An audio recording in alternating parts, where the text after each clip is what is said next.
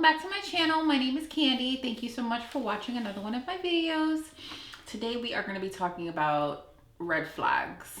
Hence I wore my red shirt. This is really not why I wore my red shirt, but it just worked out that way. So as most of you know, Kenny and I, we have gone full-fledged into our adoption fundraising because we are on the journey for adoption number 2.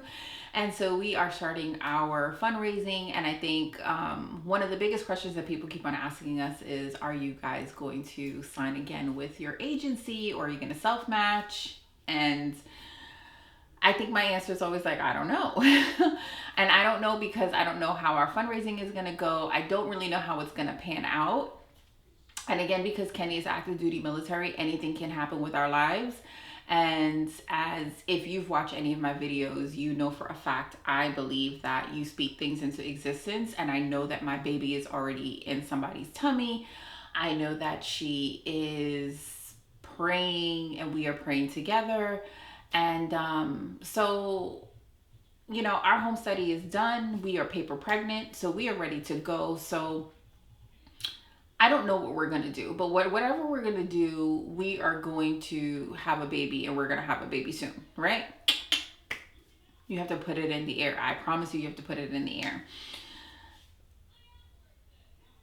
Anybody that knows me knows that I loved our agency. I loved Angel Adoption Inc. because of the experience that we had with them. Our experience was extremely fast. It was, to me, extremely professional, and I had 0 complaints. One of the main reasons why I have 0 complaints is probably because we moved so fast. I had no time to have any complaints, right? We had our daughter in less than 2 months. So did we experience the whole shebang? Probably not. You know, we didn't. Kenny always says that we need a do-over.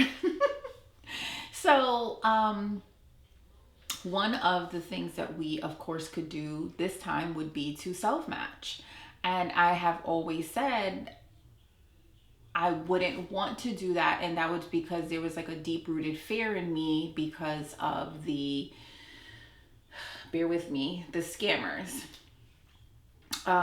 There is a self-assurance that comes when you go with an agency that they're doing their part and kind of fishing that out for you. So the people that they're presenting your profile to, they're legitimate and they know that this is really what they want. It's not to say that they can't decide to parent.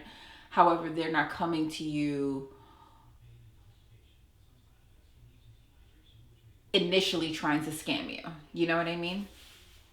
And I hope that anyone watching this video, like if you are a birth mom, I'm not saying that all birth moms are scammers. I'm not saying that at all. What I am saying is that there are people that intentionally hone in on people that are potential and hopeful adoptive parents because they know that we are so emotionally invested in this, and they know that sometimes we are not seeing, hearing, we're not doing anything with a sound mind because we're so emotionally invested. And it's almost like they're pariah and we're the prey. So it does happen. So it's not to say anything about the good ones, the actual good, honest ones. Not everyone is good and not everyone is honest. That is just the nature of it. So if you are a birth mom and you're watching this, at no means am I being disrespectful towards you and to everyone else that has good intentions. This is to the ones that don't have good intentions. Yes, yeah. Because you're out there and I know it. Okay? So you want to be very careful. And if at all possible, you want to choose to work with a professional, adoption professional. You want to, because they're going to be able to fish things out. They're going to be able to pick out red flags that you, myself, are not going to be able to see. Again, because we're so emotionally invested. They're also going to be able to pick out things because they've been trained to do this. This is their job. You understand what I mean? I'm a nurse. I'm going to be able to pick out things that you would never be able to pick out. You know what I'm saying? There's just certain things that if you were trained to do these things, they're just going to be like, oh, turn away, turn away, turn away, turn away. So if at all possible and you can work with an adoption professional, I would suggest you work with an adoption professional. If you choose not to and you choose to do it on your own, that's fine. However, I need for you to be seeing with clear eyes and clear mind, clear. Okay?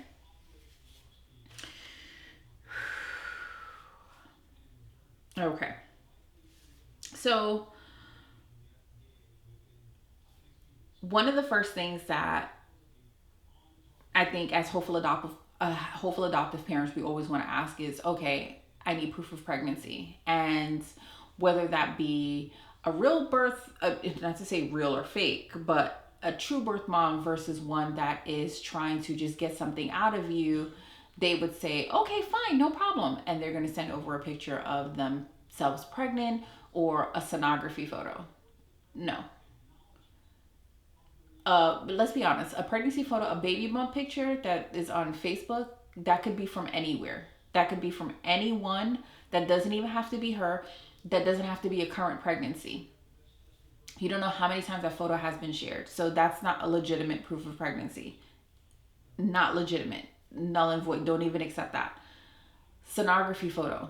How do you know that's hers? That could be altered so easy. I mean, now with Photoshop, Google, and every other app that you can pretty much alter anything. I could get myself a sonography photo and I've never been pregnant. I could probably do it in a few minutes if I really tried.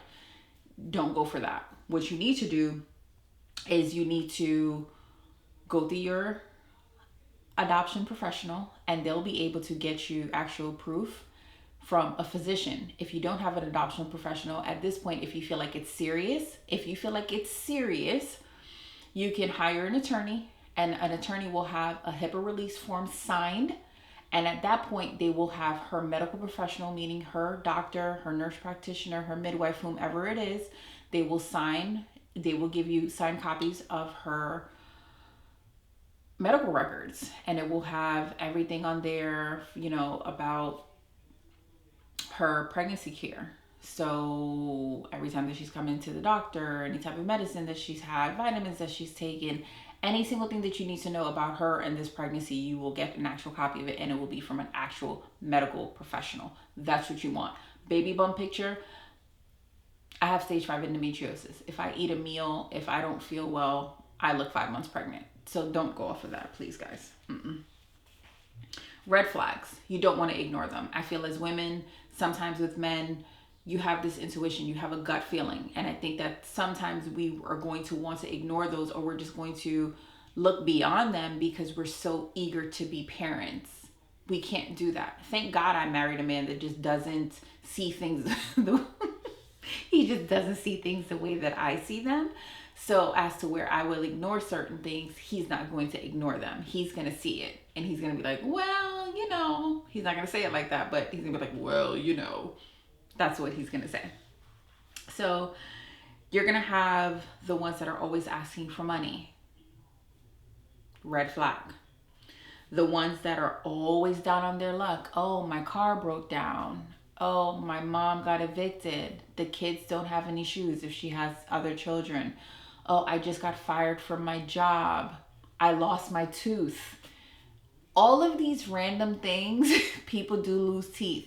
You don't know. All of these random things, the oh, woe me, I need my phone bill paid or else you won't be able to contact me or text me and I won't be able to give you updates about the baby. I lost my food stamp card and, because of COVID, I can't get an appointment. All of these things are red flags. They're red flags. Don't ignore them. Not willing to share anything about their personal life. So you're never going to get a family photo. You don't know anything about what high school they went to. And to me, the reason why these things would be held is because you, as a potential adoptive parent, you can do your own background check. And I would hope that you would pay for a background check. Pay for it. They're not expensive. You have a first and last name. You should have a date of birth. You should have a home state or where they live or where they've lived for the last few years. You should have all that information. Do a background check on them because all of these things will come up. Certain things will be flagged. Ask around in other adoption groups. Have you heard of such and such and such and such? Even if your gut is telling you that they're genuine, ask around in other groups, because you don't know how many other people this potential person is also speaking to. And a scammer is a scammer, and they know how to scam better than you know how to catch them. Trust me when I tell you. That's just the nature of the game. So if this person is not willing to share any information with you about themselves, but they're willing to place their child with you to raise them, to me, that's a red flag. That is a red flag. I do know, and I hear stories all the time about expectant parents and adoptive parents, and they matched, and the communication was that was usually through an agency, because the expectant mother was always speaking with the agency, so there was some form of communication. She just didn't communicate with the actual hopeful adoptive parent, so she wouldn't have communicated with me, but there was communication with someone. But if you're self-matching, you don't have that agency, you don't have that buffer, so that buffer has to be you, and you have to know something about them. You have to. So if they're not willing to share anything with you, to me, again, my opinion, my channel, my video, I could be wrong. You can comment below and let me know if you had a different experience, but this is just what I'm saying. If they're not willing to share any information with you, I would think that it would be a red flag. Okay.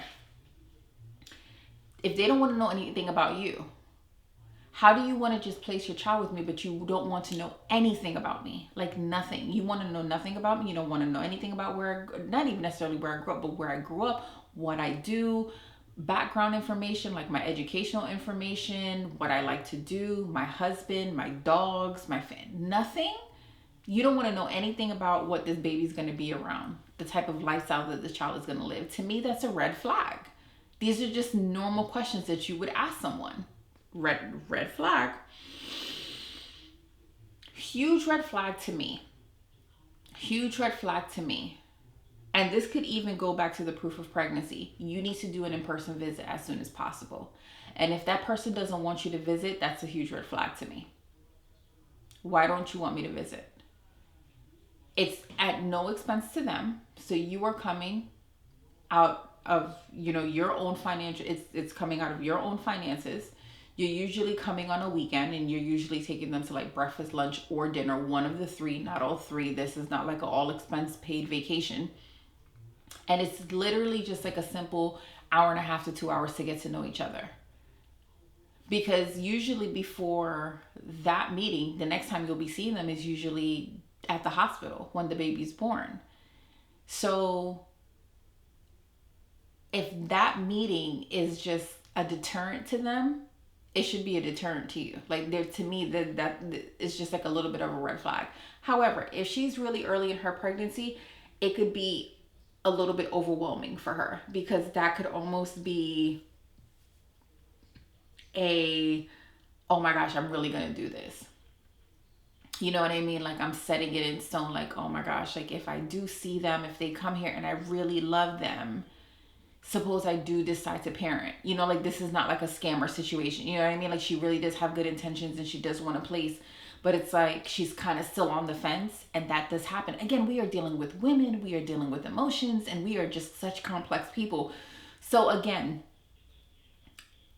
you just have to kind of feel it out, because every situation is different. Every situation is different. Every situation is different. So you literally at that point, like I literally you have to follow your gut. You have to follow your gut. So if you are trying to visit this young lady and she is saying, I don't want to visit, but everything else seems smooth, maybe the visit is just too much for her. If you're video chatting with her and you feel okay with the video chat, then okay. If there's been no actual contact, like you don't know anything, get on the plane or get in the car and go drive. You should have an address by now. Okay? The next one, and I believe it is the last one, is going to be never exchange money with an expectant mom or birth dad. Never, ever, ever exchange monies with them. At this point, when you feel like you have selected a birth mom or expectant mom and father, you need to hire an attorney. And if they need support, you need to hire an attorney, because every state has birth mom allowances like that they cannot exceed, because at some point certain states can say you have purchased the baby. This is a thing. This is a thing. So you need to make sure that you have an attorney on hand as soon as possible. If birth mom says that she needs support, you also need to have a budget for that, because you don't want to go broke in the process, and that money is not refundable. So once you give that money, that money is exchanged through your attorney to them, that money is no longer yours. However, every state is different. Some states do not allow birth mom support. Some states allow birth mom support up to 6 months after she has delivered. Like our state, North Carolina, allows birth mom support up to 6 months after she has delivered the baby, and the baby is in your household. You can still give her support if she deems it necessary. But your attorney, if you were giving her any funds, should be paying that funds directly to whomever needs it. So if she says she needs her rent paid, your attorney will be writing a check. So you will be giving your attorney the funds. He will be writing a check, or she will be writing a check to her landlord. The attorney will be writing a check to the medical care facility that she is going to if she does not have health care. So it will never be money that is given specifically to her. She will get a gift card to the local supermarket, like the Food Lion, the Publix, whatever the supermarket is, because all of these things have to be presented in court before this is finalized, because they have to see the birth mom support that was given to make sure that it did not exceed the amount that was allowed in that state. Because at that point, they could say that the baby was purchased. It is so complex. It is so complex. And this is why I always tell people, you need to hire an attorney. So get online, find a Quad A attorney, a attorney in your state. There are a bunch of them. Call every single one of them, find out their fees. Some of them work hourly, some of them have a flat rate. Feel them out. Whoever you get that vibe with, get their cell phone number. I always get everyone's cell phone number, because you never know when you're gonna get a phone call. You know what I mean? Our daughter was born Christmas Day. Who knew? So that's what I have. You know what I mean? You need to be very careful, and if at all, hire an adoptional professional, because they're just well versed with this and they know how to handle it a little bit better than we do. You need to gather proof of pregnancy. You need to not ignore the red flags. Don't ignore the red flags, okay? And last but not least, never exchange monies. So that's what I have for adoption red flags. I hope that you found this video educational and informative. If you have any questions, please leave them down in the comment. I always respond to my comments. I hope you liked it. And if you did, please press the like button. Please make sure to subscribe to my channel. I'm so happy with all the subscribers that I have. And like I said, again, I'm just a regular mom that adopted a baby. And I started this YouTube to try to help other moms that are like me, that were just trying to find an outlet from somebody real that wasn't like all perfect and poised, because I'm not. So if you could go ahead and subscribe to my channel so we can help grow and help more moms out, that would be great. Please turn on your notifications so you know when I upload videos every week, and I will see you soon. Take care. Have a great day. Bye-bye.